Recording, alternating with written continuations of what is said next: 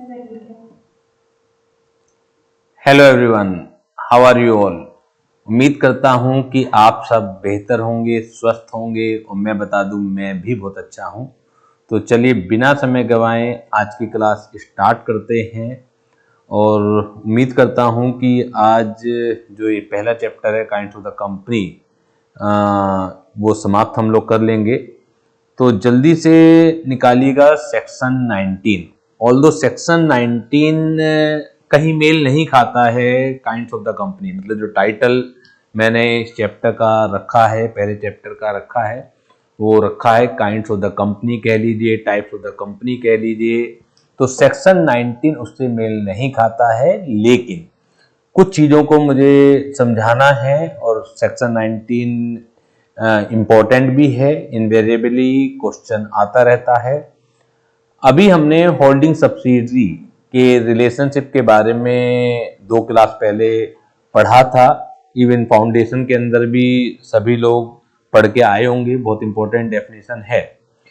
Section 19 ये restriction लगाता है सब्सिडियरी कंपनी पर कि सब्सिडियरी कंपनी अपनी होल्डिंग कंपनी के शेयर परचेज नहीं कर सकती। होल्डिंग तो बनी ही तब है जब एक कंपनी दूसरी कंपनी के more than 50% of the share capital hold करती है। लेकिन अगर आप सब्सिडियरी हैं तो you can not purchase the shares of the holding company. मोटा मोटा सेक्शन ये प्रोहिबिशन, ये रेस्ट्रिक्शन लगाता है, लेकिन साथ के साथ 3 एक्सेप्शंस भी प्रोवाइड करता है कि किन परिस्थितियों में सब्सिडियरी कंपनी जो है होल्डिंग कंपनी के शेयर ले सकती है, रख सकती है। इसके अलावा जो लास्ट चीज है कि जो 3 एक्सेप्शंस हैं उनमें से कुछ जगह आपके पास कंपनी की जनरल मीटिंग में वोटिंग पावर है और कुछ जगह वोटिंग पावर नहीं है। तो हमें 3 बातों पर सेक्शन 19 में पढ़ना है। पहली बात तो यही है कि कोई कंपनी, अगर आप सब्सिडियरी हैं तो होल्डिंग कंपनी के शेयर परचेज नहीं कर सकती है। This is the restriction which is imposed by section 19 of the companies act 2013। Section number भी याद रख लीजिएगा, लेकिन इस रूल के कुछ एक्सेप्शंस हैं। तो चलिए स्टार्ट करते हैं बेयर एक्ट से पढ़ना।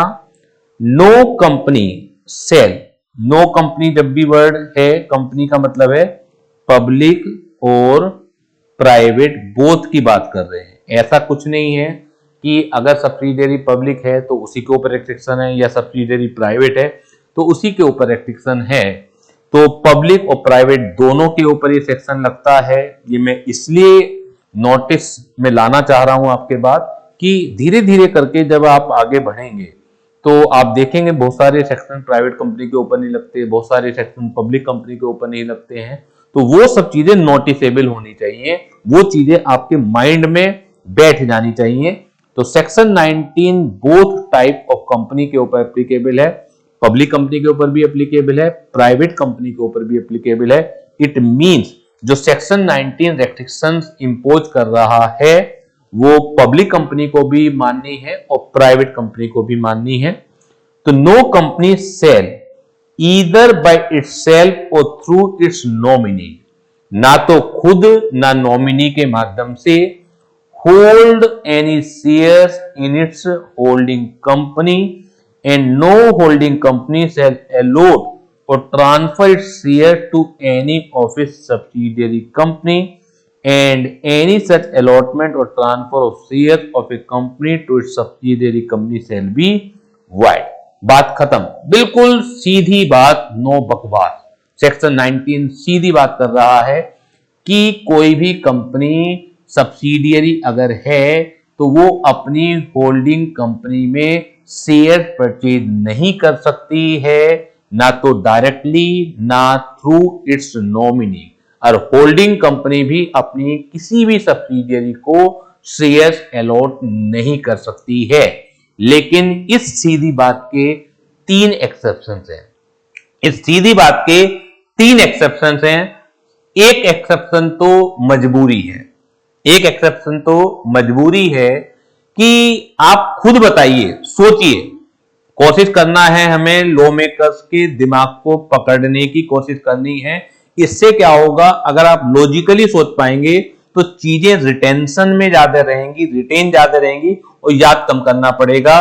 सोचिए उस स्थिति को कि आप अभी सब्सिडियरी नहीं बने। एग्जाम्पल के तौर पर मैं केस ले रहा हूं कि ए लिमिटेड जो है बी लिमिटेड की क्या है, होल्डिंग है, ठीक है ना, और बी लिमिटेड क्या है, सब्सिडियरी है। ए लिमिटेड होल्डिंग कब बनी होगी, when A limited hold more than half of the share capital of the B limited. लेकिन वो more than half of the share capital जब ए ने ली तो वो कोई ना कोई तो दिन होगा ही, कोई ना कोई तो ईयर होगा ही। एज्यूम के तौर पर हम ये ले रहे हैं कि A limited become the holding company of B limited on 1 July 2020, ठीक है ना, यानी कि ए लिमिटेड ने बी लिमिटेड के जो more than half of the share capital की वो स्वामी बनी, जो ओनर बनी, वो दिन था 1 जुलाई 2020। या तो एक साथ ही ए लिमिटेड ने बी लिमिटेड के आधे से ज्यादा शेयर खरीद लिए, या धीरे धीरे करके उसने एक्यूमुलेट करे और 1 जुलाई 2020 को वो दिन आ गया जब A limited become the holding company of B limited. तो आप सोचिए, if B limited purchases the share of A limited before 1 July 2020, तो क्या सेक्शन 19 उसके ऊपर एप्लीकेबल था? At the time of purchase, when subsidiary company purchases the share in its holding company, ठीक है, तो क्या ये सेक्शन 19 उस समय बी लिमिटेड के ऊपर एप्लीकेबल था? क्या सेक्शन 19 ये बोल रहा है कि आपको बेचने पड़ेंगे शेयर? नहीं कह रहा है। तो इसका मतलब है you can retain those share if you purchase the share in the holding company before becoming the holding company, ठीक है ना, यानी कि before becoming the subsidiary company। Clear है? तो एक एक्सेप्शन तो हो गया ये। दूसरा एक्सेप्शन आप सोचिए कि हम कह रहे हैं कि B limited can not purchase the share in A limited. B limited तो परचेज नहीं कर सकता, लेकिन कोई राम है तो राम तो परचेज कर सकता है लिमिटेड में शेयर, या नहीं कर सकता? कर सकता है। राम के आगे पीछे कोई नहीं है, या है वो उनसे, उनके जो संबंध हैं, रिलेटिव हैं, उनसे अच्छे नहीं है। तो राम एक विल बना के जाता है कि आफ्टर माय डेथ जो भी मेरी प्रॉपर्टी होगी, अब प्रॉपर्टी में ए लिमिटेड के जो शेयर है राम के वो भी हैं, कि that goes to B limited. अब बताइए बी लिमिटेड क्या करे? क्या बी लिमिटेड परचेज कर रही है शेयर? नहीं कर रही है, यानी कि वो किसी व्यक्ति के लीगल रिप्रेजेंटेटिव के तौर पर शेयर को होल्ड कर रही है। तो if the subsidiary company is the legal representative of any other person, तो then in this case subsidiary company can hold the share in holding company। Clear हो गया? दोनों केस समझ में आ गए। तीसरा केस क्या है? तीसरे केस में यह है कि if subsidiary company hold the share in the holding company as a trustee. Trustee और लीगल रिप्रेजेंटेटिव में कानूनी दांव पेच का अंतर होता है, लेकिन आपके समझने के लिए एक जैसी ही बात समझ लीजिए, ठीक है ना। लीगल रिप्रेजेंटेटिव तो क्या होता है कि मरने के बाद मेरे इस कंपनी को या इस संस्था को या इस व्यक्ति को शेयर चले जाएं, मैं अपना एक लीगल रिप्रेजेंटेटिव बना के जा रहा हूं। ट्रस्टी में क्या होता है कि आपको किसी के ऊपर ट्रस्टी यानी कि ट्रस्ट से बनी हुई, तो ट्रस्टी दो तरीके से लिया जाता है। तो ट्रस्टी जिस व्यक्ति के ऊपर आप विश्वास जता रहे हैं कि ये मेरी संपत्ति का इंटरेस्ट को सिक्योर करेगा, ये इधर उधर नहीं करेगा, तो आप अगर एक ट्रस्टी की भूमिका में, बी लिमिटेड अगर ट्रस्टी की भूमिका में होल्ड कर रही है शेयर, तो भी ये सेक्शन एप्लीकेबल नहीं है। तो तीन एक्सेप्शन हो गए। provided that nothing in this subsection shall apply to a case where the subsidiary company holds such share as the legal representative of a deceased member of the holding company. Logically आपको समझ में आता है. Second exception है where the subsidiary company holds such shares as a trustee, और सी है where the subsidiary company is a shareholder even before it becomes a subsidiary company in the holding company. Section 19 सीधी बात, no बकवास कि a subsidiary company can not purchase the share in its holding company. However this section shall not apply in the following 3 cases. If you are a legal representative of the deceased member, this section will not apply upon you. If you are the subsidiary of, if you are the trustee of any other person, this section will not apply upon you. Or if the subsidiary company purchases the share in the holding company before it becomes a subsidiary company of the holding company, then this section will not apply on you. Clear है? अब एक last चीज जो हमें इसमें समझनी है वो प्रोवाइडेड फर्दर है. तो उसमें ये लिखा हुआ है कि इन 3 केसेस में किन किन केसेस में वोटिंग राइट आएंगे और किन किन केसेस में वोटिंग राइट नहीं आएंगे. ठीक है, यानी कि आप मीटिंग जो जनरल मीटिंग होगी उसमें सब्सिडियरी कंपनी इन 3 केसेस में मेंबर तो है और एक मेंबर को वोट डालने का अधिकार होता है, लेकिन किन केसेस में वोट डालने का अधिकार है और किन केसेस में नहीं है. तो शुरू के 2 केस में है. आप इस तरीके से याद रख सकते हैं. लॉ मेकर्स ने राइट इसलिए दिया है कि कहीं ना कहीं शुरू के जो 2 केसेस हैं ए और बी, वो किसी के बिहाफ पर आप हैं, और तीसरा केस एक्सेप्शन तो है लेकिन वो उसका खुद के आप ही मालिक हैं.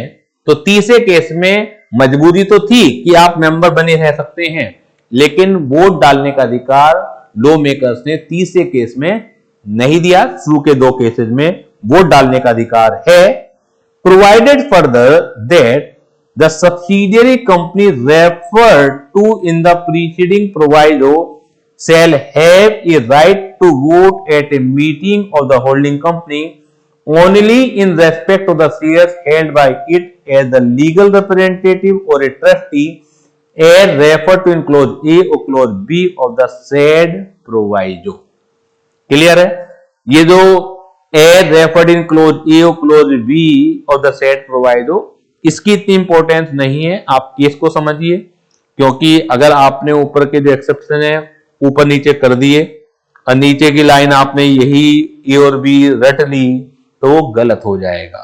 ठीक है, आप तो अपनी भाषा में आंसर दीजिएगा कि अगर आप एज ट्रस्टी हैं या आप एज लीगल रिप्रेजेंटेटिव हैं और आप शेयर होल्ड कर रहे हैं तो इसमें राइट टू वोट होगा, और तीसरे केस में यानी कि जो रिमेनिंग केस है उसमें नहीं होगा. इस तरीके से आपको इसे याद करना है. क्लियर है? अब कुछ एक डेफिनेशन और रह गई हैं, जैसे डोरमेंट कंपनी है, section 455 of the companies act. Directly देखा जाए ये भी सेक्शन हमारे सिलेबस का पार्ट नहीं है, लेकिन पूछ लिया जाता है. डोरमेंट कंपनी 1-2 बार क्वेश्चन आया है, तो कुछ एक सेक्शन हैं जो सीरीज से बाहर के हैं लेकिन फिर भी पूछे जाते हैं. तो section 455 of the companies act 2013 क्या कहता है? डोरमेंट कंपनी, डोरमेंट जो वर्ड लिया गया है आप फाउंडेशन में इंडियन पार्टनरशिप एक्ट के अंदर, डोरमेंट पार्टनर किसे कहते हैं? स्लीपिंग पार्टनर को कहा जाता है. तो उसी से डोरमेंट कंपनी सोचिए कि कंपनी एक इनएक्टिव स्थिति में है. कंपनी किस स्थिति में है? इनएक्टिव स्थिति में है. अब सवाल यह उठता है कि इनएक्टिव स्थिति किसे कहते हैं, तो उसकी पूरी की पूरी डेफिनेशन गिवन है. ऐसे 2-3 बार पेपर में क्वेश्चन पूछे गए हैं सेक्शन 455 से।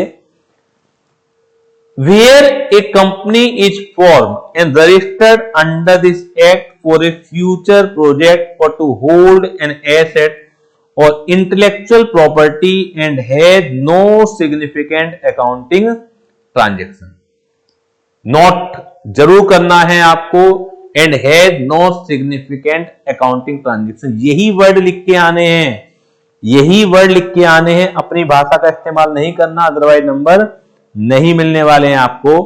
अगर एक कंपनी फॉर्म और रजिस्टर्ड हुई है फॉर ए फ्यूचर प्रोजेक्ट, अभी कोई काम धंधा नहीं करना उसे, से 5 इयर्स बाद, से 10 इयर्स बाद कोई प्रोजेक्ट है, उसके लिए रजिस्टर्ड हुई है, ठीक है, अभी तो अपना फाउंडेशन वो तैयार कर रही है। जितने भी बड़े प्रोजेक्ट होते हैं वो कहीं कहीं साल लग जाते हैं उन्हें शुरू होने में। या for the time being to hold some property और इंटेलेक्चुअल प्रॉपर्टी, फिलहाल वो कुछ समय के लिए वो कुछ प्रॉपर्टी होल्ड करना चाह रही है, ठीक है ना, उसके पास कुछ प्रॉपर्टी है, और has no significant accounting transaction. समझ लीजिएगा, दो कंडीशन है, आप एक फ्यूचर प्रोडक्ट के लिए आप रजिस्टर्ड हुए हैं या आप प्रॉपर्टी को होल्ड करने के लिए रजिस्टर्ड हुए हैं और कोई सिग्निफिकेंट अकाउंटिंग ट्रांजैक्शन नहीं है। अब आपके मन में ये क्वेश्चन आ रहा होगा कि sir what is the meaning of significant accounting transaction. चिंता मत कीजिए, एक्सप्लेनेशन में गिवन है। सच ए कंपनी और एन इनएक्टिव कंपनी में make an application to the registrar in such manner as may be prescribed for obtaining the status of a dormant company। तो ऐसी inactive company अगर चाहे तो registrar के सामने एप्लीकेशन दे सकती है कि मुझे डोरमेंट डिक्लेयर कर दिया जाए। और आप धीरे धीरे करके ये समझ रहे होंगे, समझ पा रहे होंगे कि क्यों कोई कंपनी अपने आप को डोरमेंट डिक्लेयर कराना चाहती है, तो उसके कुछ लायबिलिटीज रिड्यूस हो रही होंगी, ठीक है ना, अधिकार भी रिड्यूस हो रहे होंगे, इसमें कोई दो राय नहीं है। लेकिन अभी अधिकारों का तो उसे यूज करना ही नहीं है, बहुत लंबा पीरियड है। फिलहाल तो वो कुछ लायबिलिटीज से बचना चाह रही है, कुछ खर्चों से बचना चाह रही है। आप अगर इस चीज को याद करना चाहें तो स्लीपिंग पार्टनर के कुछ लायबिलिटीज कम होती हैं बनस्पत के एक्टिव पार्टनर की, आपको पता है रिटायरमेंट के बाद। तो मैं केवल एक रेफरेंस की बात कर रहा हूं, ऑल्दो उससे कुछ भी मिलता जुलता नहीं है, केवल ये बताने की कोशिश कर रहा हूं कि आपके मन में ये सवाल घर ना करे कि सर कोई कंपनी अपने आप को डोरमेंट क्यों डिक्लेयर कराना चाह रही है, ठीक है, तो कुछ ना कुछ फायदे होते होंगे उसे, आप फिलहाल ये मान के चलिए, क्योंकि डोरमेंट कंपनी का बहुत ज्यादा जिक्र, बहुत ज्यादा डिटेल हमारे सिलेबस में नहीं है, केवल शुरू के 1-2 सबसेक्शन से ही क्वेश्चन पेपर में आ जाना है। एक्सप्लेनेशन जो है वो 2 चीजों में काम करती है कि सर इनएक्टिव कंपनी क्या है, ऊपर कह रखा है डोरमेंट कंपनी के रूप में अपने आप को डिक्लेयर करा सकते हैं, और तब डिक्लेयर करा सकते हैं अगर कोई सिग्निफिकेंट अकाउंटिंग ट्रांजैक्शन नहीं है। तो इनएक्टिव कंपनी क्या है, means a company which has not filed, which had not carrying any business or operation or had not made any significant accounting transaction during the last 2 financial year or had not filed financial statement and annual return during the last 2 financial year। बिल्कुल clear कर दिया है कि inactive company या dormant company means any company which is not carrying out any business or operation or had not any significant accounting transaction। तो बात ये आती है सर सिग्निफिकेंट अकाउंटिंग ट्रांजैक्शन क्या है, अगली एक्सप्लेनेशन के अंदर क्लियर करा हुआ है। और had not filed its financial statement, 2 अलग अलग बातें होती हैं कि had not filed financial statement और had not filed annual return since 2 financial year. तो 2 फाइनेंशियल ईयर में उसकी कोई सिग्निफिकेंट ट्रांजैक्शन नहीं है, 2 फाइनेंशियल ईयर से वो अपनी रिटर्न भी फाइल नहीं कर रही है, प्री रिक्विजिट कंडीशन है। अगर आपके पास कोई सिग्निफिकेंट अकाउंटिंग ट्रांजैक्शन नहीं है लेकिन आप अपनी रिटर्न फाइल कर रहे हैं और अब दरख्वास्त लगाते हैं रजिस्ट्रार के सामने कि मुझे डोरमेंट डिक्लेयर कर दीजिए, रजिस्ट्रार कतई डोरमेंट आपको डिक्लेयर नहीं करेगा। यहां पे क्वेश्चन आ सकता है। ये प्री रिक्विजिट कंडीशन है कि पिछले 2 सालों में आपकी कोई सिग्निफिकेंट अकाउंटिंग ट्रांजैक्शन नहीं होनी चाहिए और neither you filed financial statement और nor annual return since last 2 financial year. यानी कि अगर आपको डोरमेंट अपने आप को डिक्लेयर कराना है तो उसकी एक प्लानिंग होती है 2 सालों से। आप गलतियां करेंगे, फाइनेंशियल स्टेटमेंट जानबूझ के गलतियां करेंगे, फाइनेंशियल स्टेटमेंट भी आप फाइल मत कीजिए, ना एनुअल रिटर्न फाइल कीजिए। ऐसा नहीं होता है कि अगर आपकी सिग्निफिकेंट अकाउंटिंग ट्रांजैक्शन नहीं है और आज आपको लग रहा है कि नहीं मुझे एक्टिव से डोरमेंट में आना है, मुझे डोरमेंट के फायदे उठाने हैं, और आज एप्लीकेशन लगाई और आपको डोरमेंट डिक्लेयर कर दिया, बिल्कुल कतई आपको डोरमेंट डिक्लेयर नहीं किया जाएगा जब तक कि पिछले 2 सालों में आप फाइनेंशियल स्टेटमेंट और एनुअल रिटर्न फाइल नहीं कर रहे हो, जब तक की। क्लियर है? वो अलग मुद्दा है, ठीक है ना, वो यहां पे हम डिस्कशन का पॉइंट नहीं बनाएंगे। फिलहाल मैं जो टेक्निकल की बात कर रहा हूं, जहां से क्वेश्चन आते हैं वो आपको समझना है, क्योंकि पेपर में लॉजिक लगेंगे आपके। लॉजिक ये कहता है कि यार ये भी कोई बात हुई कि गलती करवा के आप डोरमेंट डिक्लेयर करवाएंगे, ठीक है ना, एक लॉजिक ये दिमाग में आता है ना आपके। तो इस लॉजिक की जगह कॉन्सेप्चुअली आप देखिए कि आप अप्लाई तभी कर सकते हैं एरे कि मुझे डोरमेंट डिक्लेयर कीजिए, और रजिस्ट्रार भी तभी करेगा if this condition are fulfilled. Clear है? लॉजिक से बाहर की बात है लेकिन कॉन्सेप्चुअली है। अब now the question is what is the significant accounting transaction? Companies act 2013 has given definition of significant accounting transaction in a negative manner। देखिए 2 तरीके से डेफिनेशन क्लोज हो सकती है। ज्यादातर डेफिनेशन पॉजिटिव मैनर में ही होती है। पॉजिटिव मैनर का मतलब क्या होता है कि कोई भी शब्द जिसे डिफाइन करना है, माना फाइनेंशियल ईयर डिफाइन करना है, तो फाइनेंशियल ईयर मीन क्या क्या रिक्वायरमेंट है वो बताया जाएगा। निगेटिव मैनर क्या होता है, हम ये नहीं बता रहे कि फाइनेंशियल ईयर क्या होता है, हम ये बता रहे हैं क्या नहीं होगा। तो significant accounting transaction is defined in A negative manner, यानी कि ये नहीं बताया सिग्निफिकेंट अकाउंटिंग ट्रांजैक्शन क्या होती हैं।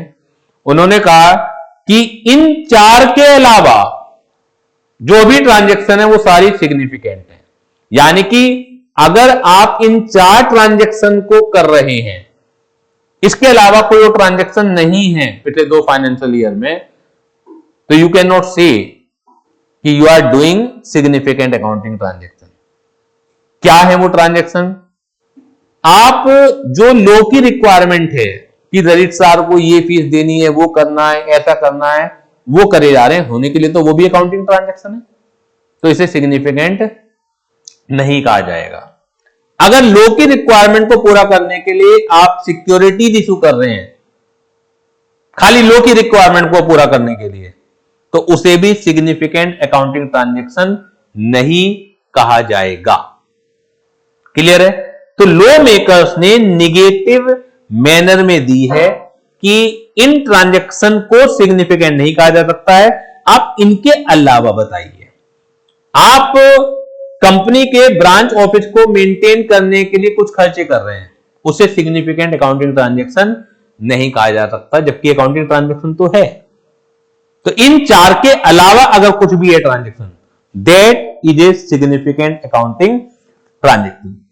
तो मेरे साथ पढ़िए, significant accounting transaction means any transaction other than payment of fees by company to the registrar. This is not a significant. इसके अलावा जो होंगी, payment made by it to fulfil the requirement of this act और any other law. आप कोई payment इस act की सिर्फ रिक्वायरमेंट को पूरा करने के लिए कर रहे हैं, this is also not a significant accounting transaction. allotment of share to fulfill the requirement of this act, और payment for maintenance of office and record. इन चार को छोड़ दीजिए, और ये चार भी क्या हैं, सिर्फ आप जो मिनिमम रिक्वायरमेंट है लॉ की उसे पूरा करने के लिए ये कर रहे हैं। तो these are not considered as significant accounting transaction. हाँ, आपने कोई प्लांट परचेज कर लिया, कोई मशीनरी परचेज कर ली, कोई बिल्डिंग परचेज कर ली, that will be considered as significant accounting transaction, क्योंकि वो इन चारों में नहीं आ रही है।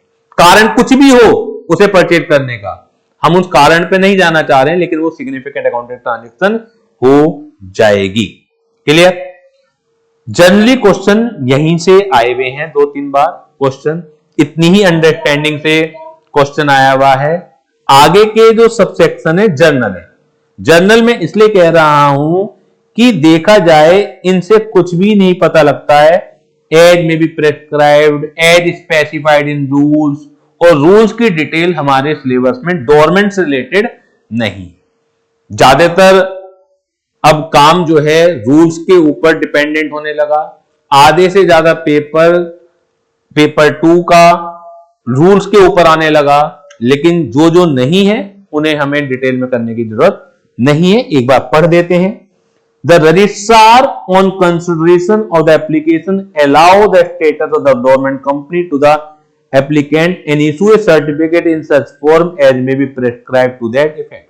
यानी कि जो रजिस्ट्रार है एप्लीकेंट के एप्लीकेशन को कंसीडर करते हुए वो गवर्नमेंट कंपनी का स्टेटस आपको दे सकता है। अभी तक ये कहीं बात क्लियर नहीं हुई कि वो खुद भी इसे दे सकता है, ठीक है ना, आगे होगी। Third point, the registrar shall maintain a register of government company in such form as may prescribe. क्या यहां पे क्या क्वेश्चन आएगा? अगर आएगा तो फिर रूल से आएगा कि registrar shall maintain a certificate in such form as may be prescribe, कि गवर्नमेंट कंपनी का रजिस्टर रखेगा एज मे बी प्रिस्क्राइब, तो कुछ पूछने वाली बात ही नहीं है। Fourth point, in case of a company which has not filed financial statement or annual return for the 2 financial year consecutively, the registrar shall issue a notice to that company and enter the name of such company in the register maintained for government company। तो ये जो fourth point है इसे कहा जाता है स्यू मोटो। स्यू मोटो, स्यू मोटो का मतलब क्या होता है? खुद ब खुद, यानी कि बिना एप्लीकेंट के अप्लाई किए हुए भी रजिस्ट्रार किसी भी कंपनी का नाम गवर्नमेंट कंपनी में रजिस्टर कर सकता है अगर पिछले 2 सालों से फाइनेंशियल स्टेटमेंट फाइल नहीं हो रहे हैं और एनुअल रिटर्न फाइल नहीं हो रही हैं। पॉइंट 5 से आपको रिलैक्सेशन के बारे में पता लगेगा कि गवर्नमेंट कंपनी क्यों आप डिक्लेयर होना चाहते हैं। जब आप काम करते ही नहीं है तो आपको रिलैक्सेशन अगर मिल रहे हैं तो ले लो, बुराई क्या है। Government company shall have such minimum number of director, जैसे प्राइवेट में 2 होते हैं, पब्लिक में 3 होते हैं। File such document and pay such annual fees as may prescribe to the registrar to retain its government status in the register and may become inactive on the application made in this behalf accompanied by such document and fees as may be prescribe. जब तक आप government बने रहना चाहते हो तो minimum number of director as may prescribe, minimum pay fees payment कीजिए as may prescribe, active के मुकाबले कम होगी। और जब आप एक्टिव कंपनी में आना चाहते हो तो आप अप्लाई कीजिए और आपका स्टेटस एक्टिव कंपनी में कन्वर्ट कर दिया जाएगा। Registrar shall strike off the name of the government company from the register of government company which has failed to comply with the requirement of this section. पहले हम government company से related questions को देख लेते हैं कि government company से related क्या क्या क्वेश्चन पूछे गए हैं। गवर्नमेंट कंपनी 2-3 क्वेश्चन आए हैं और कई बार बच्चे गलती भी कर देते हैं उन क्वेश्चंस के अंदर। है सिंपल ही वैसे तो, देखिए कहां पर है government company.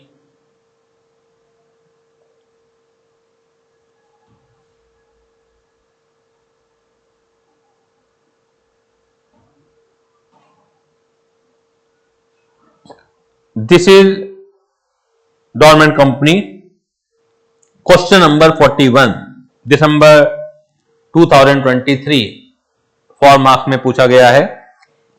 MTK Private Limited is a company registered under the Company Act 2013 on 5th January 21. The company has not started its business till now. Date देखिएगा कि रजिस्टर्ड कब हुई थी, 5 जनवरी 2021। Company has not started its business till now. ठीक है, till now का मतलब समझते हैं आप, डेट नहीं दी हुई है। टिल नाउ का मतलब क्या है कि बेसिकली या तो आगे दिया हुआ होगा या बेसिकली जब पेपर में क्वेश्चन आ रहा है, जैसे दिसंबर 2023 का है तो वो दिमाग में आपको रखना है। ऑन 7 अप्रैल 2023, ठीक है, a notice had been received from ROC for non filing of form number INC 20A identify under which category MTK private limited company classified. तो जैसे इन्होंने आगे डेट दे दी है तो आप ये मान के चलिए कि 31 मार्च 2023 ले सकते हैं आप, 6 अप्रैल 2023 तक भी आप ले सकते हैं, क्योंकि 7 अप्रैल को नोटिस इशू हो रहा है। ये इसलिए मैं बता रहा हूं क्योंकि आपको पीरियड गिनना पड़ेगा। ठीक है, कैसे पीरियड गिनना पड़ेगा? 5 जनवरी 2021 से कितने साल हो गए? 6 अप्रैल 2023 तक। तो 5 जनवरी 2021 से 4 जनवरी 2022 1 साल, और 4 जनवरी 2023 2 साल। ठीक है, अब 2 साल से इन्होंने कोई बिजनेस स्टार्ट नहीं किया, इसके अलावा कोई एनुअल रिटर्न, कोई फाइनेंशियल स्टेटमेंट फाइल नहीं करा, क्योंकि लिखा हुआ है non filing of form INC 20A के लिए आरओसी ने नोटिस इशू किया है। तो आपको यह बताना है कि कंपनी MTK जो प्राइवेट लिमिटेड है किस कैटेगरी में क्लासिफाइड की जाएगी। तो ये इनएक्टिव कंपनी या गवर्नमेंट कंपनी में क्लासिफाई कर दी जाएगी। क्लियर है? पढ़ लेंगे आंसर आप, लिखने का तरीका। सितंबर 24 3 नंबर में क्वेश्चन पूछा गया है। XYZ Limited was incorporated to hold the patent for a new product. XYZ Limited का जो इनकॉर्पोरेशन हुआ है वो एक नए प्रोडक्ट के लिए उन्होंने पेटेंट खरीद लिया। फिलहाल वो नया प्रोडक्ट बनेगा बाद में, से 5 इयर्स बाद, से 10 इयर्स बाद, लेकिन फिलहाल जो पेटेंट है, जो फॉर्मूला है, वो ओनर कौन है? तो वो एक कंपनी ओनर है, XYZ limited. The company is expecting to start its commercial production with in the next 2 years. In the meanwhile, for timely installation, company has placed the business order for plant and machinery of the plant and machinery. बस यहां तक है, of the company direct नहीं है। अब इससे आगे examine whether the company can go for acquiring the status of the dormant company under Companies Act 2030। अगर ये नहीं भी लिखा हो तो भी फर्क नहीं पड़ता हमारे लिए। बेसिकली ये जो कंपनी एक्ट 2013 है वो गलती से पहले आ गया, हाँ ना बाद में। तो क्वेश्चन में समझ में आ गया आपके। अब दिक्कत क्या है इसमें, अगले 2 सालों तक कमर्शियल प्रोडक्शन स्टार्ट नहीं करने वाली है, लेकिन प्लांट एंड मशीनरी के लिए ऑर्डर प्लेस कर दिया। It means he is doing significant accounting transaction. ये जो वर्ड है ना, ये लिख के आने पड़ेंगे, he is doing significant accounting transaction. आप अगर ऐसे लिख के आएंगे क्योंकि उसने प्लांट एंड मशीनरी खरीद ली, तो नंबर कट जाएंगे आपके। मैं ये नहीं कह रहा बिल्कुल नहीं मिलेंगे, क्योंकि कॉन्सेप्ट तो आपको आ रहा है, वो समझ जाएंगे कि आप लिंक तो सही कर पा रहे हैं, लेकिन जो उन्हें वर्ड चाहिए, जो लॉ मेकर्स ने वर्ड दिए हुए, he is doing significant accounting transaction. Clear? पूरा आंसर देख लीजिएगा। यही 2 केसेस थे इसके ऊपर। वापस थ्योरी पर आ जाइएगा। डोरमेंट कंपनी हमने पढ़ लिया, एसोसिएट कंपनी हम ऑलरेडी पढ़ चुके हैं। अब छोटी छोटी डेफिनेशन, ऑल्दो इन डेफिनेशन से अभी तक कोई क्वेश्चन नहीं आया है। बुक्स ऑफ अकाउंट क्या होती हैं, सेक्शन 2(13) में गिवन है कि बुक्स ऑफ अकाउंट क्या है, और ये डेफिनेशन मीन्स करके नहीं है। Books of account includes record maintained in respect of, books of account includes record maintained in respect of, किससे रिलेटेड रिकॉर्ड मेंटेन होने चाहिए?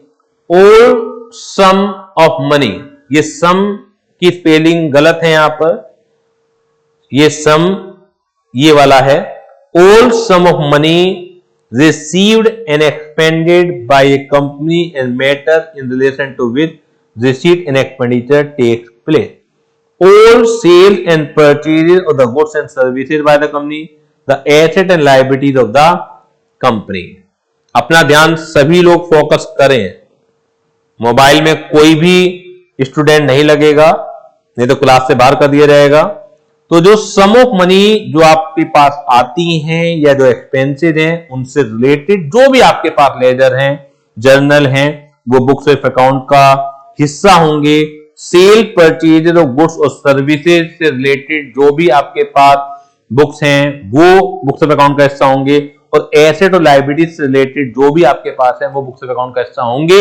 इसके अलावा एक सेक्शन 148 है कंपनी एक्ट के अंदर, वो सेक्शन कुछ मैन्युफैक्चरिंग कंपनी के ऊपर एडिशनल रिक्वायरमेंट लगाता है to maintain the costing record. ध्यान से समझिएगा, जो अभी आपने पढ़े हैं these are not the costing record, ये सिंपल रिकॉर्ड है जो कि सारी कंपनियों को मेंटेन करने हैं।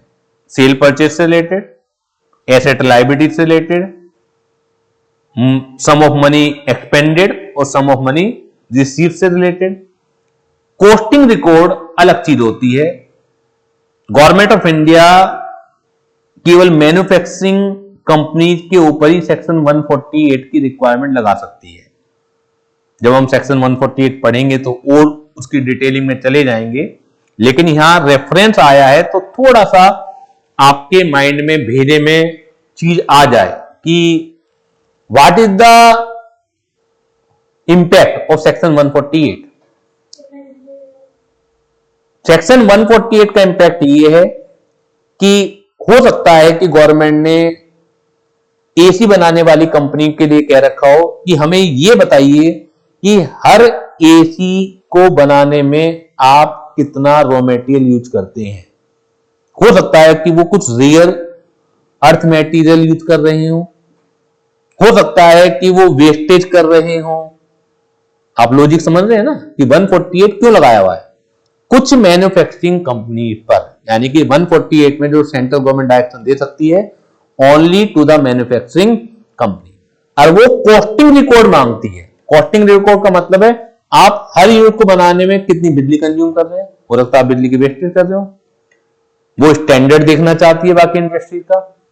कुछ रेयर मेटीरियल है जो आपके प्रोडक्ट को बनाने में यूज होता है, कहीं वो वेस्ट तो नहीं कर रहे, तो वो इनका हिसाब किताब रखना चाहती है। समझ में आती बात? तो उसे कहा जाता है कॉस्टिंग रिकॉर्ड। तो अगर वो है तो वो भी आपकी बुक्स ऑफ अकाउंट का हिस्सा होंगे। अगर वो ऑर्डर आपके ऊपर एप्लीकेबल नहीं है तो आपकी बुक्स ऑफ अकाउंट का पार्ट नहीं है। The item of cost as may be prescribed under section 148 in the case of a company which belong to any class of company specified under that section. So this is books of account. Next definition जो पूछी जा सकती है, although अभी तक कोई question आया नहीं है इसके ऊपर, लेकिन पता होनी ही चाहिए। Financial statement is given under section 2 clause 40। Books of account अलग बात है और फाइनेंशियल स्टेटमेंट अलग बात है। फाइनेंशियल स्टेटमेंट में क्या क्या चीज शामिल है? पोजीशन स्टेटमेंट यानी कि balance sheet, statement of P&L account यानी कि profit and loss account, cash flow statement for the financial year. ये तीन नाम तो आपने सुने होंगे ही। बैलेंस शीट यानी कि position statement, profit and loss account यानी कि स्टेटमेंट ऑफ P&L अकाउंट, और इन केस ऑफ जो लोग नॉन प्रॉफिट मेकिंग एक्टिविटी रखते हैं उनके लिए income and expenditure word use होता है। Cash flow statement, statement of changes in equity if applicable. तो ये पहली बार आपके सामने आ रहा है, अभी मैं डिस्कस करता हूं। Any explanatory note annex to or forming part of any document referred to in subclause I to subclause IV। ये बेसिकली I to IV क्या है, जो 1 2 3 4 नाम दे रखे हैं। बीयर एक्ट में ये 1 2 3 4 ना हो गए, I double I triple I इस तरह से है। तो मैंने लैंग्वेज तो बीयर एक्ट की बनाई है, लेकिन पॉइंट मैंने अपने दे दिए थे। However, in case of a one person company, small company and government company, ज्यादातर कुछ रिलैक्सेशन तीनों पर एक साथ लगते हैं, ये ध्यान रखिएगा। जहां पर नहीं होंगे वो स्पेसिफाई करना पड़ेगा। जनरली तीनों पर रिलैक्सेशन अगर कुछ है वो एक साथ लगते हैं। जैसे ये रिलैक्सेशन दे दिया कि ना तो 1% कंपनी को, ना स्मॉल कंपनी को और ना ही डोरमेंट कंपनी को कैश फ्लो स्टेटमेंट बनाने की रिक्वायरमेंट नहीं है। एग्जेम्प्ट कर दिया फाइनेंशियल स्टेटमेंट से कि you need not to prepare cash flow statement. किन्हें किन्हें एग्जेम्प्ट कर दिया? 1% कंपनी, स्मॉल कंपनी और डोरमेंट कंपनी, इन तीनों को एग्जेम्प्ट कर दिया। जनरली जितने भी रिलैक्सेशन है इन तीनों के ऊपर एक साथ चलते हैं। जहां नहीं होंगे वहां हमें फोकस करना पड़ेगा। क्लियर? अब मुझे कुछ बातें इसके अंदर समझानी है।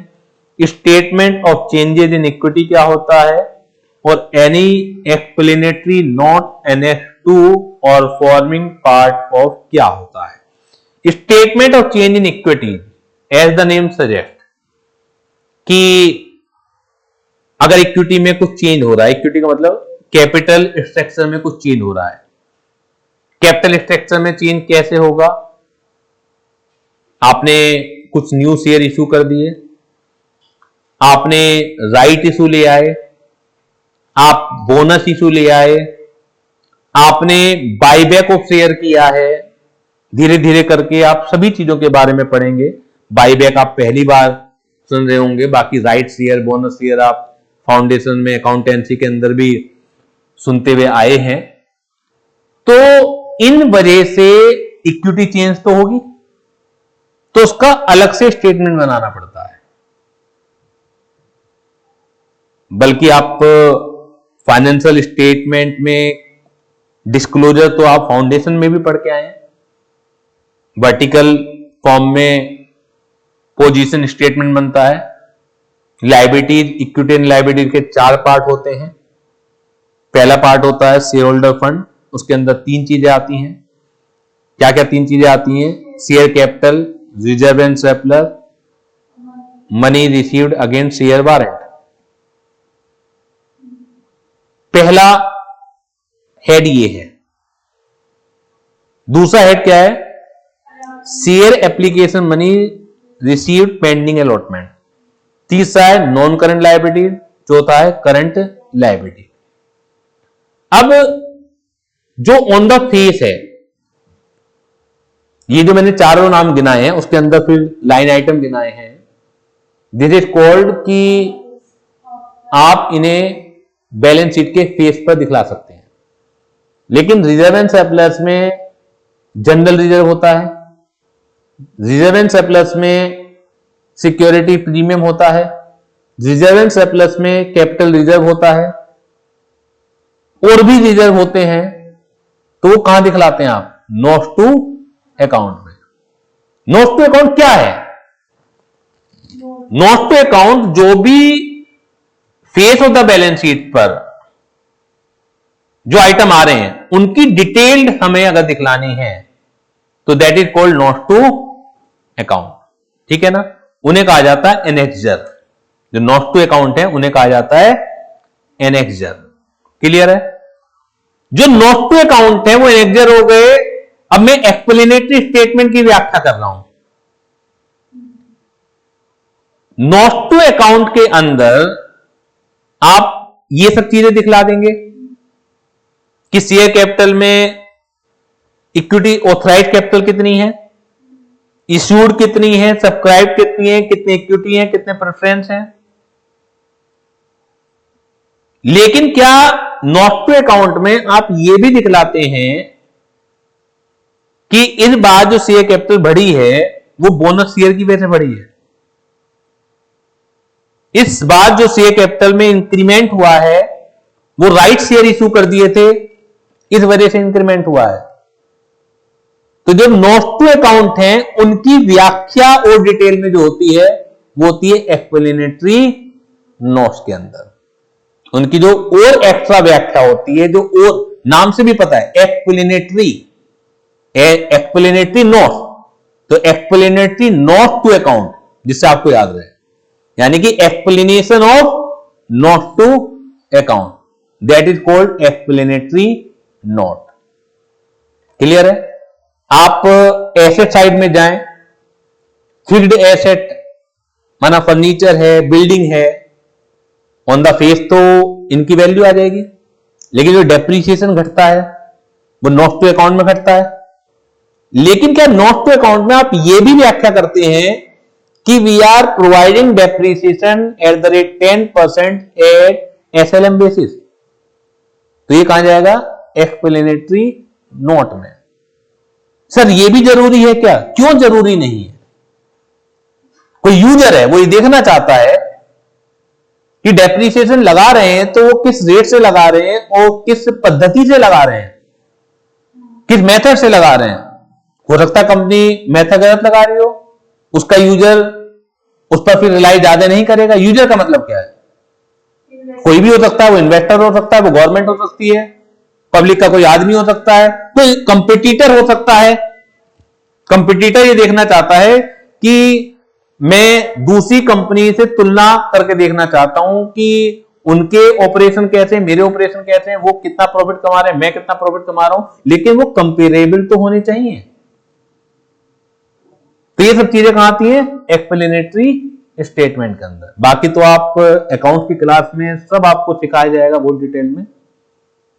मुझे जितनी डिटेल यहां समझानी थी वो मैंने समझा दी आपको। क्लियर? तो एक एक लाइन समझ में आ गई आपको फाइनेंशियल स्टेटमेंट की, खास तौर से स्टेटमेंट और चेंज इन इक्विटी और एक्सप्लेनेटरी स्टेटमेंट जरूरी था। Financial year, already we have completed this definition, already हम फिनिश कर चुके हैं financial year. Relative already we have completed. अब बात आती है रिलेटेड पार्टी की। इससे क्वेश्चन आ चुका है रिलेटेड पार्टी से। एक बार relative is a different thing and related party is a different thing. Related party की डेफिनेशन काफी बड़ी है, यानी कि कहीं पर भी अगर रेफरेंस आए पूरे कंपनी एक्ट में रिलेटेड पार्टी का, तो हम किस तरीके से उसे अंडरस्टैंड करना चाहिए हमें। तो it is given in section 276, 2 लगा लीजिएगा, जो मेन सेक्शन है वो तो रह गया। Related party with reference to a company means, related party with reference to a company means a director और हिज रिलेटिव। रिलेटिव अभी हम पढ़ के ही आए हैं, यानी कि कंपनी के रेफरेंस में कंपनी का डायरेक्टर और डायरेक्टर का रिलेटिव आपस में रिलेटेड हो जाएंगे। कंपनी और कंपनी का डायरेक्टर रिलेटेड है, आपस में पार्टी है। कंपनी और डायरेक्टर का रिलेटिव भी क्या है? रिलेटेड है। एक की मैनेजरियल पर्सनल और रिलेटिव, इसे कहते हैं KMP, शॉर्ट फॉर्म में कहते हैं की मैनेजरियल पर्सनल। इसकी भी डेफिनेशन है, जिस चैप्टर के अंदर मुझे देनी होगी वो मैं दूंगा, यहां पर नहीं दी। क्लियर है? तो जो भी कंपनी के KMP हैं या उनके रिलेटिव हैं, सब कंपनी के क्या हो जाएंगे? रिलेटेड पार्टी हो जाएंगे। क्लियर हो गई बात ये? A firm in which a director, manager और his relative is a partner. अगर मैं रिलायंस कंपनी के रेफरेंस में बात कर रहा हूं, समझने की कोशिश कीजिएगा, और एक same classes and company basically क्या है? फिर फर्म है, ठीक है ना? ये क्या है? फर्म है, पार्टनरशिप फर्म है। A firm in which a director, manager और रिलेटिव, किसका डायरेक्टर किसका मैनेजर, कंपनी का डायरेक्टर, मैनेजर या रिलेटिव अगर इसमें पार्टनर हो गया तो Reliance company and save classes will be the related party. Director तो वैसे भी रिलेटेड ही था कंपनी का, मैनेजर वैसे भी रिलेटेड था। सर मैनेजर तो लिखा नहीं है, लेकिन जब आप केएमपी पढ़ोगे तो वहां आ जाएगा, ठीक है। रिलेटिव तो थे ही रिलेटिव उसके, अगर डायरेक्टर के रिलेटिव है तो वो रिलेटेड तो थे ही। ये बहुत इंपॉर्टेंट डेफिनेशन है आइडेंटिफाई करने के लिए, और आगे के सेक्शनों में जहां यूज होगा कुछ चीजें होंगी कि कंपनी रिलेटेड पार्टी से ये नहीं कर सकती वो नहीं कर सकती। ऑल्दो सेक्शन 148 तक इस तरह के सेक्शन कम ही हैं हमारे यहाँ, लेकिन फिर भी जो है तो उन चीजों को पहचानना है। जैसे भी सेक्शन 19 नहीं हमने देखा था कि एक subsidiary company can not purchase the shares in the holding company, तो क्यों बता रहे हैं रिलेटेड पार्टी की डेफिनेशन, क्यों समझाने की कोशिश कर रहे हैं, क्योंकि कुछ ट्रांजैक्शन बैन कर रखी होंगी, रेस्ट्रिक्शन लगा रखी होंगी कंपनी और कंपनी के रिलेटेड पार्टी के बीच में, तो आप पहले आइडेंटिफाई तो कर लें कि रिलेटेड पार्टी कौन है। A private company in which a director और मैनेजर और his relative is a member और ए डायरेक्टर, करीब करीब फर्म जैसा ही हाल हो गया। मतलब फर्म में पार्टनर बड़ होता है और प्राइवेट कंपनी में मेंबर होता है। एक एक्स्ट्रा और बात कर दी इन्होंने कि अगर आपका डायरेक्टर एक प्राइवेट कंपनी में डायरेक्टर भी है तो भी वो प्राइवेट कंपनी और आप क्या बन जाएंगे, रिलेटेड बन जाएंगे। क्लियर है। अब आगे देखिए फिफ्थ पॉइंट, यहां से चेंज होना स्टार्ट होगा। A public company in which a director और manager is a director and hold along with his relative more than 2% of its paid up share capital। Change दिख रहा है, ये भूल जाएगा बच्चा। आपकी कंपनी, जिस कंपनी की हम बात कर रहे हैं, अगर उस कंपनी का डायरेक्टर, जैसे मैंने एग्जांपल के तौर पर लिया रिलायंस लिमिटेड, रिलायंस लिमिटेड का डायरेक्टर अगर सेव क्लासेज प्राइवेट लिमिटेड, अब मैं सेव क्लासेज को प्राइवेट लिमिटेड बना देता हूं, अगर मेंबर भी है या डायरेक्टर भी है तो save classes private limited and Reliance limited आपस में क्या बन जाएंगे, रिलेटेड पार्टी। लेकिन अगर सेव क्लासेज प्राइवेट लिमिटेड ना होकर लिमिटेड है और रिलायंस कंपनी का जो डायरेक्टर है सेव क्लासेज लिमिटेड के अंदर मेंबर है, अब बताइए क्या पोजीशन होगी। क्या सेव क्लासेस, देखिए मत, एक बार देख तो लिया, अब ये चेक कीजिए कि पढ़ने के बाद हमें कितना याद रह पा रहा है। देखेंगे तो आपको इतना तो अकल आई गई है कि लोगों को पढ़ना कैसे है, इतनी तो तहजीब आई गई है। तो अगर रिलायंस लिमिटेड, अब तो मैं केस आपके सामने बना रहा हूं कि रिलायंस लिमिटेड का अगर डायरेक्टर सेव क्लासेस लिमिटेड में डायरेक्टर है या सॉरी अभी मेंबर है,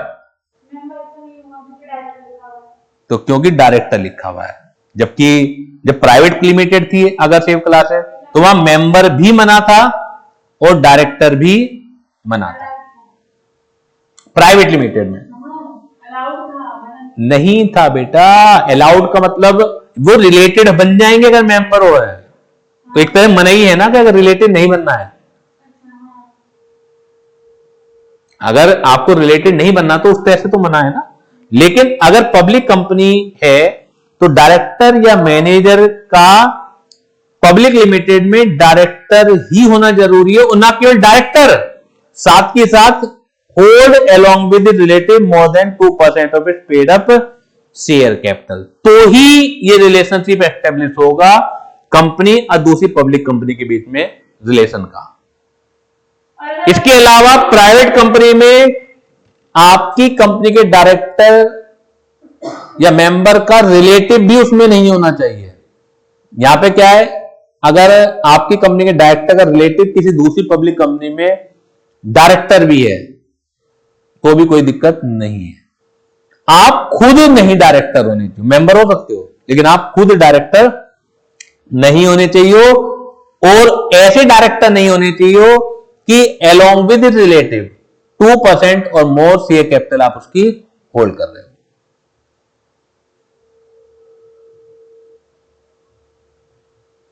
नई बात समझ में आई?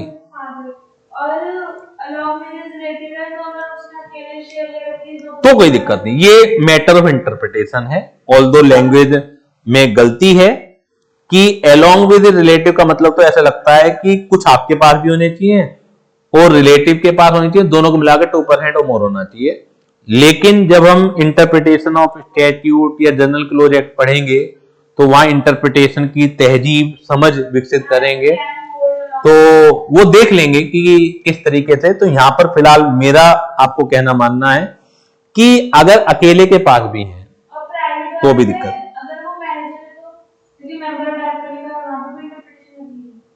नहीं। प्राइवेट कंपनी में मेंबर और डायरेक्टर मना है, लेकिन आपकी कंपनी का डायरेक्टर और मैनेजर रिलेटिव नहीं होना चाहिए वहां पर। हाँ, लेकिन मेंबर अगर वहां पे मैनेजर है तो कोई दिक्कत नहीं है, मतलब उसमें इंक्लूडेड नहीं है, तब इंटरप्रिटेशन नहीं मिलेगी। जनरली हमें लिटरल इंटरप्रिटेशन लेनी है, वर्ड टू वर्ड। कुछ जगह लॉजिकल इंटरप्रिटेशन चलती है, लेकिन जो फर्स्ट इंटरप्रिटेशन का जो रूल है, जब हम पढ़ेंगे इंटरप्रिटेशन ऑफ स्टैट्यूट आईओसी, तो पहला रूल वर्ड टू वर्ड है। तो जब हम टैक्सेशन पढ़ेंगे वहां तो लगता ही वर्ड टू वर्ड है, वहां लॉजिकल की कोई भी गुंजाइश आराम से नहीं होती है, और उन्हीं का फायदा उठाना पड़ता है। 6 और 7 देखिएगा, any body corporate whose board of director, managing director और manager is accustomed to act in accordance with the advice director और instruction of the director manager. यानी कि कोई भी बॉडी कॉर्पोरेट जिसके बोर्ड ऑफ डायरेक्टर, एमडी या manager काम करने के लिए बाध्य हो in accordance with the advice direction और instruction of the director manager, यानी कि रिलायंस कंपनी के डायरेक्टर या मैनेजर की किसी दूसरी बॉडी कॉर्पोरेट के जो डायरेक्टर मैनेजर हैं माननी पड़ती है। यानी कि जो रिलायंस कंपनी के डायरेक्टर या मैनेजर कह रहे हैं उनके अकॉर्डिंगली दूसरी कंपनी के डायरेक्टर या मैनेजर अकस्टम्ड टू एक्ट हैं। जो एडवाइस यहां की कंपनी के डायरेक्टर मैनेजर दे रहे हैं आप उन्हें मानेंगे। अगर कुछ ऐसी व्यवस्था है तो भी वो दूसरी बॉडी कॉर्पोरेट और रिलायंस कंपनी क्या बन जाएगी, आपस में रिलेटेड बन जाएंगी। और any person on whose advice director और instruction a director manager is accustomed to act. क्या मतलब है? Any person on whose advice direction और इंस्ट्रक्शन ए डायरेक्टर, एग्जैक्टली ये रिवर्सल केस है बस। यानी कि रिलायंस कंपनी के डायरेक्टर या मैनेजर किसी और पर्सन की इंस्ट्रक्शन से बंधे हुए हो तो वो पर्सन से रिलेटेड, हाँ वो पर्सन और रिलायंस कंपनी आपस में रिलेटेड हो जाएंगे। और यस यस यस, क्लियर है। लेकिन जो क्लोज VI है और VII है अप्लाई नहीं होती है अगर अकस्टम टू एक्ट वाली जो चीज है वो प्रोफेशनल कैपेसिटी में दी जा रही है। एक चार्टर्ड अकाउंटेंट है तो चार्टर्ड अकाउंटेंट जब वो एज एन ऑडिटर वर्क करेगा, अपनी प्रोफेशनल कैपेसिटी में काम कर रहा होगा, तो उस कंपनी के director manager accustomed to act हैं कि वो चार्टर्ड अकाउंटेंट की एडवाइस को फॉलो करें, तो उस केस में रिलेटेड नहीं माने जाओगे। प्रोवाइडेड दैट नथिंग इन सब close VI and VII shall apply to the advice, direction or instruction given in a professional capacity. Next, यहां से क्वेश्चन आ चुका है VIII से, any body corporate which is a holding subsidiary और associate company of such a company. Such a company का मतलब है जिसको रिलेटेड, जैसे मेरे एग्जाम्पल में रिलायंस कंपनी है, any body corporate which is holding, या तो रिलायंस कंपनी की होल्डिंग है या उसकी सब्सिडियरी है, एसोसिएट है, तो सारी आपस में क्या बन जाएंगी, रिलेटेड बन जाएंगी। A subsidiary of the holding company to which it is also a subsidiary. बताइए क्या मतलब है इसके? क्योंकि पहचानने के लिए आएंगी बात। ये subsidiary of the holding company to which it is also a subsidiary. यानी कि जो होल्डिंग कंपनी है वो जैसे ए कंपनी है सब पहले वाली सब्सिडियरी, फिर बी। रिलायंस से बताइए, रिलायंस का मैंने एग्जांपल ले रखा है, रिलायंस से बताइए, रिलायंस लिमिटेड की बात कर रहे हैं, इंटरप्रिटेशन निकालिए। एनी बॉडी कॉर्पोरेट जिसको भी हम बनाना चाह रहे हैं रिलेटेड, तो मैं ये देखिए सीधे मतलब नहीं सिखा रहा हूं, मैं जानबूझ के नहीं सिखा रहा हूं, आप माइंड लगाइए, क्योंकि पेपर जिस तरह के आ रहे हैं, लो पढ़ने का तरीका यही है कि दिक्कत आए आपको और उसके बाद मैं उसे दूर करूं। सब कुछ मैं पहली बार में बता दूंगा तो आप अपना दिमाग नहीं लगा पाओगे। इसे इंटरप्रेटेट कीजिए, any body corporate which is subsidiary of a holding company to which it is also a subsidiary. मैं पढ़ना सिखा रहा हूं कि हम बात कर रहे हैं रिलायंस लिमिटेड की, which is also a subsidiary. तो any body corporate which is subsidiary of the holding company to which it is also a subsidiary। यानी कि रिलायंस कंपनी खुद भी क्या है, सब्सिडियरी है। सपोज कीजिए टीसीएस की सब्सिडियरी है, टाटा कंसल्टेंसी की सब्सिडियरी है। समझ आ रही है बात?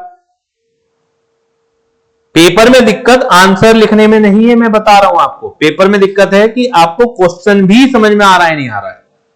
तो मोर एंड मोर प्रैक्टिस आपको इंटरप्रिटेशन में करनी पड़ेगी कि any body corporate which is subsidiary of the holding company, a subsidiary of the holding company to which it is also a subsidiary, which is also a to which it is also a subsidiary. Exactly माना ये save limited है। TCS एक common holding है save limited की और Reliance limited की।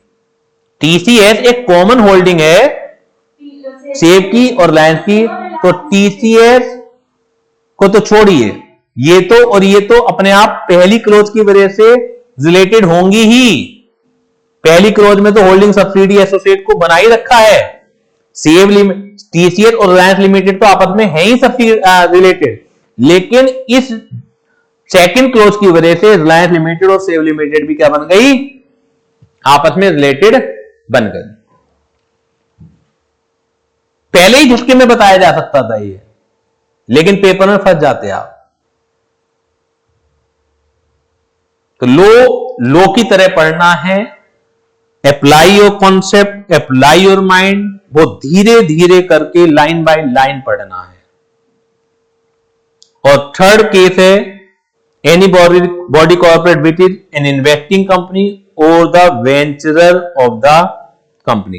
Any body corporate which is an investing company और the venturer of the, ऐसा आप समझ सकते हैं। इनकी भी परिभाषा होती है, उन परिभाषाओं को हम डिस्कस इसलिए नहीं कर रहे कि बहुत कुछ अभी जाना है, तो कम से कम उन चीजों से हम दूर रहें जो आपके सिलेबस में जनरली नहीं है, कि वेंचर कंपनी क्या होती है, जहां जरूरत पड़ेगी वो बताया जाएगा। तो अगर किसी भी बॉडी कॉर्पोरेट की, यानी कि रिलायंस लिमिटेड की अगर वेंचर कंपनी है, कोई इन्वेस्टिंग कंपनी है, तो वो भी आपस में क्या बनाई जाएगी, रिलेटेड है। लेकिन सर इन्वेस्टमेंट हर चीज की परिभाषा है, लेकिन वहां से क्वेश्चन नहीं आएगा, इसलिए ये वर्ड रट लीजिए। Explanation for the purpose disclose the investing company और the venturer of a company means a body corporate whose investment in the company would result in the company becoming an associate company of the body corporate. यानी कि for the purpose disclose, इतना तो याद रखना है कि इतना investment तो होना चाहिए कि वो आपस में एसोसिएट बन जाए। बिल्कुल, मतलब थर्ड पॉइंट की सच कोई जरूरत नहीं थी। हाँ, क्लियर। और लास्ट पॉइंट है सच other person as may be prescribed. और प्रेस्क्राइब्ड बहुत सारे हैं, उसमें से जो एक काम का है जो स्टडी मटेरियल के अंदर है, As per Rule 3 given in company's specification of definition details Rule 2014 for the purpose of subclause IX of clause 76 of section 2 of the Act, a director other than independent director or KMP of the holding company or his relative with reference to a company shall be deemed to be related. क्यों जरूरत पड़ी? क्या ये जो person दिया हुआ है सच the person it में बी प्रिस्क्राइब, ये ऊपर के किसी क्लोज में नहीं आ रहा है? क्यों नहीं आ रहा? मुझे तो लग रहा आ रहा है। मतलब मैं आपसे जानना चाह रहा हूं, मुझे तो पता है कि आ रहा है नहीं आ रहा है। मैं क्वेश्चन उठा रहा हूं तो कि मैं कोई गुंजाइश नहीं छोड़ना चाह रहा हूं कि अगर 1% भी आप किसी ऊपर वाली क्लोज से मिला के देख रहे हैं, क्योंकि अगर ऊपर आ रहा होता तो यहां जरूरत ही नहीं थी। क्योंकि इसमें होल्डिंग में देखा ना, ऊपर तो डायरेक्टर और केएमपी के रखा है, वो उसी कंपनी के दे रखे हैं जिस कंपनी के बारे में बात चल रही है, और यहाँ ऐसा लिखा है जो होल्डिंग कंपनी है। ये director other than independent director, independent को तो छोड़ दिया, वो KMP of the holding company और relative with reference to a company shall be deemed to be the related company, related party. तो ये कहना चाह रहे हैं, जैसे हम बात कर रहे हैं कि रिलायंस कंपनी की बात कर रहे थे हम, तो रिलायंस कंपनी का डायरेक्टर अगर दूसरी कंपनी में डायरेक्टर है, तो ये कह रहे हैं कि अब in reference to the company को छोड़कर उसकी होल्डिंग कंपनी को पकड़ लो, यानी कि रिलायंस कंपनी के अगर होल्डिंग कंपनी का भी डायरेक्टर किसी और में है तो वो आपस में रिलेटेड पार्टी बन जाएंगे। समझ आ रही है बात? ऊपर तो जिस कंपनी को रिलेटेड बनाना है उसी कंपनी का डायरेक्टर या उसी कंपनी का मेंबर की बात हो रही थी। अब इसमें सच पर्सन में प्रिस्क्राइब में क्या कह दिया कि अगर आप होल्डिंग कंपनी के डायरेक्टर हैं, केएमपी हैं, other than independent director relative हैं, तो आप भी मतलब होल्डिंग कंपनी और वो दूसरी कंपनी तो वैसे भी रिलेटेड होगी, लेकिन सब्सिडियरी कंपनी भी क्या बन जाएगी? इसकी रिलेटिव बन जाएगी। दोबारा से समझ लीजिए, रिलायंस लिमिटेड है और एक सीएफ लिमिटेड है और एक टीसीएस लिमिटेड है। टीसीएस जो है वो क्या है? होल्डिंग है रिलायंस की। टीसीएस क्या है? होल्डिंग है रिलायंस की। तो अगर रिलायंस लिमिटेड का डायरेक्टर सेल लिमिटेड में डायरेक्टर है तो वैसे भी रिलेटेड है, लेकिन अब क्या है कि रिलायंस लिमिटेड का कोई डायरेक्टर यहां पे नहीं है या रिलेटिव नहीं है, टीसीएस जो होल्डिंग है उसका है, तो टीसीएस और सीएफ तो वैसे भी रिलेटेड है आपस में ऊपर की वजह से, लेकिन रिलायंस लिमिटेड और सेव लिमिटेड भी इस अदर पर्सन की वजह से क्या बन जाएंगे? रिलेटेड बन जाएंगे। नहीं आया समझ? सच अदर पर्सन जो प्रिस्क्राइब्ड होंगे वो रिलेटेड है। पढ़िए, as per rule 3 given in the company specification और definition detail rule 2014 for the purpose of sub clause I X of clause 76 और सेक्शन 2, इसे तो छोड़िए, ये तो केवल रेफरेंस दे रखा है। ए director other than independent director को भी छोड़ दीजिए, ए डायरेक्टर और KMP of the holding company, यानी कि रिलायंस कंपनी की होल्डिंग कंपनी में मान रहा हूं टीसीएस, तो अगर टीसीएस का डायरेक्टर या टीसीएस का केएमपी या उसका रिलेटिव, ठीक है ना, with reference to a company shall be deemed to be the related party, तो और ये relative with reference to a company. तो पहले जब बात हो रही थी कि डायरेक्टर ऑफ द कंपनी यानी कि director of the Reliance company, तो आपको अब रेफरेंस टू द कंपनी की जगह reference to the holding company लेना है, पढ़ना है। तो reference to the holding company लोगे तो इसका डायरेक्टर अगर इसमें है तो भी रिलायंस लिमिटेड और सेव लिमिटेड आपस में क्या बन जाएंगी? रिलेटेड बन जाएंगी। रिलायंस और सेव थोड़े तो टीसीएस, अरे अभी आप अरे और रिलायंस एक दूसरे से रिलेटेड होगा, कंपनी की बात नहीं चल रही, पर्सन की बात चल रही। अरे भाई ये तो वैसे भी ऊपर की वजह से रिलेटेड है ही हैं। जो डायरेक्ट अगर related party with reference to company means a director relative, वो डायरेक्टर रिलेटिव खाली उस रिलायंस कंपनी के अंदर के डायरेक्टर डायरेक्टर और उसका रिलेटिव है, लेकिन अगर बात चली कि टीसीएस कंपनी में कोई डायरेक्टर है और टीसीएस रिलायंस की होल्डिंग है, तो वो डायरेक्टर और उसके रिलेटिव भी रिलायंस से रिलेटिव है, रिलेटेड पार्टी है। दोबारा देखिए, एज पर रूल 3, ये इसे यहां तक छोड़िए, हम बात कर रहे हैं such the person as may prescribe a director other than independent director और केएमपी और द होल्डिंग कंपनी और हिज रिलेटिव, यानी कि डायरेक्टर का रिलेटिव या केएमपी का relative with reference to a company shall be deemed to the related party. ये जो टू कंपनी है वो रिलायंस कंपनी है, जो टू ए कंपनी है वो रिलायंस कंपनी है, with reference to a company shall be deemed to be the related party. तो बिल्कुल ठीक है, यानी कि हम बात कर रहे हैं डायरेक्टर और रिलायंस लिमिटेड की, यानी कि डायरेक्टर जो है टीसीएस का जो है वो रिलायंस लिमिटेड का क्या बन जाएगा, रिलेटेड बन जाएगा, रिलेटेड पार्टी बन जाएगा। क्लियर है? अब क्वेश्चन देख लीजिएगा,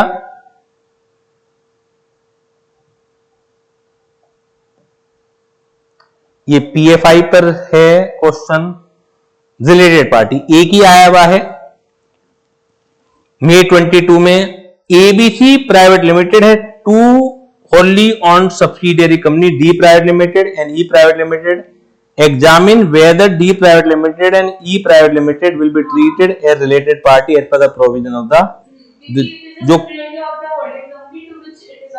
बिल्कुल बिल्कुल। तो बस ना केवल आपको आइडेंटिफाई करना है बल्कि लैंग्वेज पर भी पकड़ बनानी है। दो वजह से दिक्कत आती है पेपर में, कई बार तो हम क्वेश्चन ही नहीं समझ पाते, और कई बार क्वेश्चन समझ के आंसर तो आता है लेकिन इस चीज के ऊपर हम वर्क नहीं करते कि वो लिखा कैसे जाएगा। तो लिखने के ऊपर भी आपको प्रैक्टिस अच्छे तरीके से करनी है। क्लियर है? Listed company section 2 close 52 direct definition है, बहुत ज्यादा कुछ इंटरप्रिटेशन की गुंजाइश नहीं है।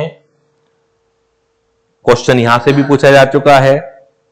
Listed company means a company which has any of a security listed on the recognised exchange. Security का मतलब शेयर और डिबेंचर दोनों ही आते हैं, शेयर्स एंड डिबेंचर दोनों ही आते हैं। क्लियर है? शेयर्स एंड डिबेंचर दोनों ही आते हैं। Means a company which has any of a security listed on any recognised stock exchange. Main जो पेपर में क्वेश्चन आया हुआ है वो इसके एक्सेप्शन से आया हुआ है। कुछ सिचुएशन में इन्हें लिस्टेड नहीं माना जाएगा, जबकि लिस्टेड है ये, लेकिन माना नहीं जाएगा। Provided that such class of company which have listed or intend to list such class of securities as may be prescribed in consultation with the SEBI shall not be considered as listed। यानी कि listed तो हैं such class of securities as may be prescribed in consultation with SEBI but not deemed as listed। वो कौन कौन सी हैं? ये prescribe rule में आएगा। According to rule 2A, rule number की जरूरत नहीं है, कहां तक याद करेंगे, of complete specification of definition details rule 2014, the following classes of companies shall not be considered a listed company, namely public company which have not listed their equity share on a recognized stock exchange but have listed their non-convertible debt securities issued on private, ये ध्यान रखिएगा, issued on private placement basis in terms of SEBI। तो private placement basis क्या होता है, prospectus वाले chapter के अंदर सीखेंगे। फिलहाल ये नाम याद रख लीजिए कि वो पब्लिक कंपनी जिन्होंने अपने इक्विटी शेयर तो रिकॉग्नाइज्ड स्टॉक एक्सचेंज में लिस्ट नहीं करे, लेकिन उन्होंने non convertible debt securities issued on private placement basis as per the guidelines of SEBI list कर रखे हैं। देखा जाए ये भी लिस्टेड है, क्योंकि ऊपर की जो डेफिनेशन है कि एनी ऑफ सिक्योरिटीज अगर लिस्टेड है, सिक्योरिटी में शेयर्स और डिबेंचर दोनों ही आते हैं, लेकिन ये कह रहे हैं कि जो सेबी गाइडलाइंस के अनुसार एड में भी प्रेस्क्राइब सिक्योरिटी लिस्टेड होंगी तो उन्हें लिस्टेड नहीं माना जाएगा। तो यहां पे पहला क्या आया कि पब्लिक कंपनी जिन्होंने अपने इक्विटी शेयर को लिस्ट नहीं करा रखे हैं लेकिन debt non convertible debt security debenture मान लीजिए वो लिस्टेड है as per the terms of the SEBI, तो लिस्टेड नहीं माना जाएगा। Non convertible redeemable preference share issued on private placement basis in terms of the SEBI, अगर उनके redeemable non convertible redeemable preference share listed हैं उन पब्लिक कंपनी के जिनके इक्विटी शेयर लिस्टेड नहीं है तो भी वो लिस्टेड नहीं माने जाएंगे, जबकि लिस्टेड है ये और both category of I and double I above, यानी कि हो सकता है डेट सिक्योरिटीज भी लिस्टेड हो प्रेफरेंस शेयर भी लिस्टेड हो, तो उसको क्लैरिफाई कर दिया अगर दोनों भी हैं तो भी नहीं माने जाएंगे। ये क्लोज लग रही थी एक क्लोज पब्लिक कंपनी पर। A private company which have listed their non convertible debt securities on private placement basis on a recognised stock exchange in terms of SEBI, तो वो प्राइवेट कंपनी जिनके non convertible debt private placement basis पर as per the terms of SEBI listed हैं वो भी नहीं मानी जाएंगी। और public company which have not listed the equity share on a recognised stock exchange but whose equity share listed on a stock exchange in a jurisdiction as specified in subsection 3 of section 23 of the act.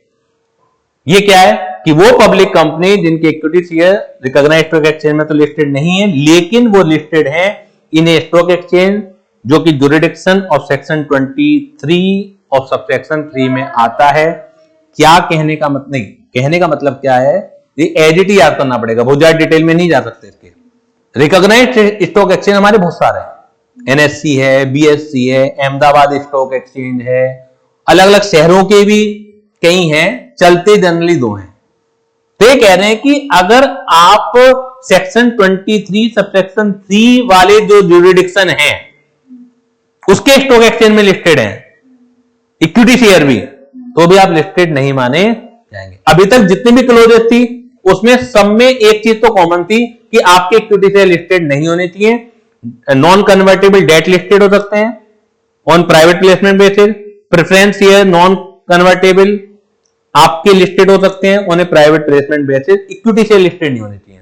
पहली बार इन्होंने ये कहा है कि अगर आप एक public company हैं जिनके equity share recognised stock exchange में तो लिस्टेड नहीं है लेकिन उस जुरिडिक्शन जो सेक्शन 23 सबसेक्शन 3 के अंतर्गत स्टॉक एक्सचेंज आते हैं अगर वहां लिस्टेड हैं तो भी आप लिस्टेड नहीं माने जाएंगे। इसके ऊपर भी क्वेश्चन आ चुका है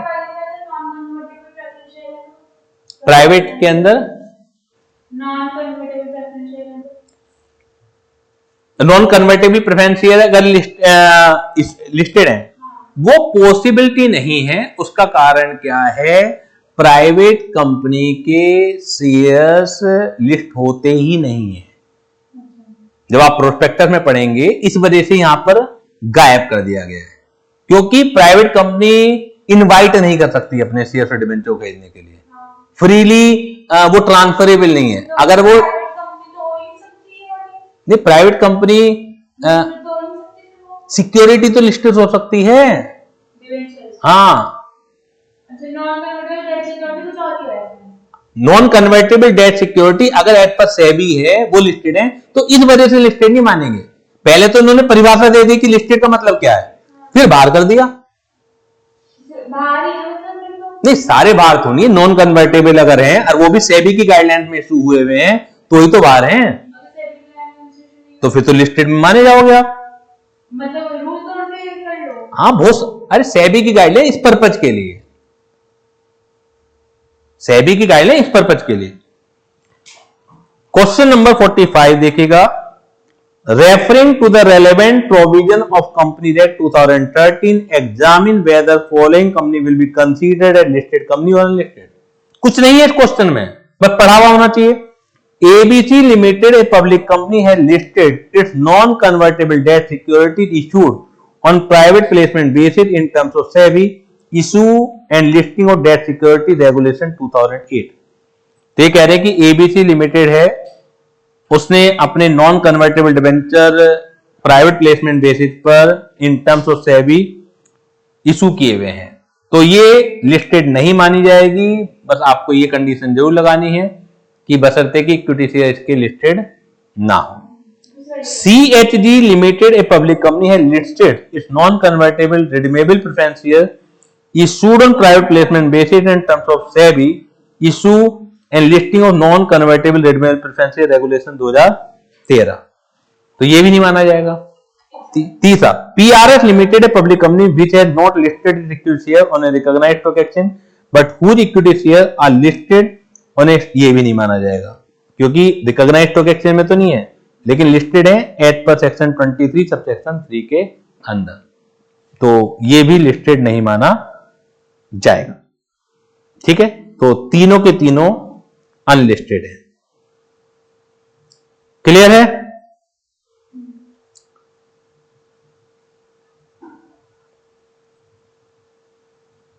तो this is end of your chapter number 1। Basically नाम जरूर काइंड ऑफ कंपनी है लेकिन ये परिभाषाओं का सेक्शन था, परिभाषाओं का चैप्टर था जिसमें डिफरेंट डेफिनेशन हम लोगों ने डिस्कस किए हैं। इसके अलावा भी डेफिनेशन है, वो चैप्टर वाइज हम लोग डिस्कस करेंगे। तो क्वेश्चन बैंक का भी मैंने ऑलमोस्ट एक क्वेश्चन करा दिया है, बस एक क्वेश्चन है जिसका यहाँ थ्योरी नहीं दे रखी, वो क्वेश्चन बैंक के साथ ही है। PFI सीधे परिभाषा है, बेसिकली पब्लिक फाइनेंशियल इंस्टीट्यूशन कौन कौन होते हैं, तो एक बार उसे क्वेश्चन बैंक से पढ़ लीजिएगा, उसके ऊपर भी एक बार क्वेश्चन पूछा गया है। PFI public financial institution. इसके अलावा जो जो क्वेश्चन आ चुके हैं अभी तक वो हम लोगों ने कवर कर लिए हैं, और जो जो आ सकते हैं अपनी तरफ से कोशिश की है कि उसकी अंडरस्टैंडिंग मैं आपके मन में जगा पाऊं। लो पढ़ने का तरीका सलीका आपको आना चाहिए, अदरवाइज जो सिनारियो चल रहा है पेपरों का वो हर अटेम्प्ट में आपको यही लगेगा कि पेपर बड़ा टफ था, कॉपी बड़ी सख्त चेक हुई है। आप जो चीज बदल नहीं सकते, तो दो ही चीजें, ईदर क्विट और यू हैव टू एक्सेप्ट। या तो सीए जर्नी को त्याग दीजिए, आप इस इंतजार में तो रहिए मत कि उन्हें कभी दे आएगी और वो कभी पेपर का लेवल पहले जैसा करेंगे। तो या तो आप खुद तैयार हो जाइए उस लेवल को पकड़ने के लिए जो इंस्टीट्यूट का इस समय लेवल है, और या क्विट कीजिए। इसके अलावा कोई दूसरा तरीका नहीं है। क्लियर है? तो पूरा लो हम इसी तरीके से पढ़ने वाले हैं, आपस में डिस्कशन करेंगे, एक दूसरे की गलतियां पहचानेंगे। बहुत सारी चीजें आप भी मुझे शायद हो कि सिखा पाओ, लेकिन उसी से आप मास्टर बनोगे। क्लियर है? तो इसी के साथ आज की क्लास हम यहीं समाप्त करते हैं। Thank you very much.